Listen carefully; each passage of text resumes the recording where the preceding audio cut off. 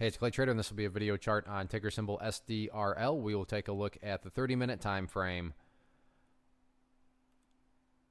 Real quick, what do I mean by 30-minute in case maybe you're new to charts? Instead of each one of these candlesticks here representing 1 day's worth of price action, which is what you would normally see, each one represents 30 minutes. So while this here may look like several days worth of time, it's actually just today's price action broken down into 30-minute time slices. I like to do this time frame. I think that's a good job of telling the quote-unquote story of the price, and then makes mapping out where levels of support and resistance a bit easier to see. I did this analysis yesterday, so that's where these red and green line annotations are coming from.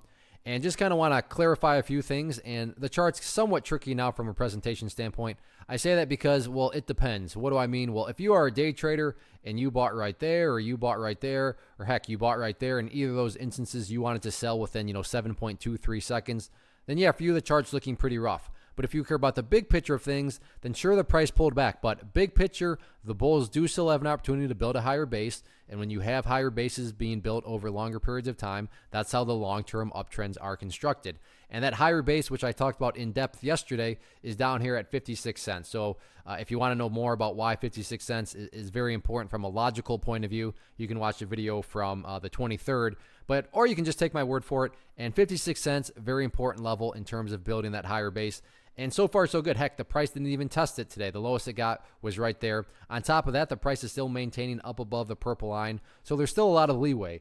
Again, I fully realize if you're a day trader and you bought right there, you couldn't care less about these levels that I'm talking about down here. But that's why I qualified the video before I really got started saying I am talking about things from a big picture perspective. So 56 cents remains that important area of support, and so far so good. As far as levels of resistance, well, I talked about 62 cents yesterday, and I would definitely agree that it was weakened up. I say weakened up because, yeah, the price did spend quite a bit of time above it today. However, not a true break, because a true break not only breaks above a certain level, but then the price stays above that area, and the whole staying above it is where the price faltered today.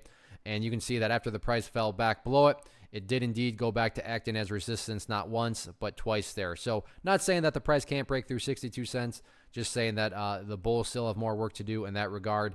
In the event the price can get up there, now that we have more data, definitely want to throw in where the next area of sellers seem to be hanging out, and that's right up there around the 67-cent mark. So all in all, sure, kind of an annoying day with a pullback, but assuming you care about big picture, taking a step back, the bulls do still have an opportunity to build that higher base, so we'll see what they have in store the remainder of the week. Still 2 days left.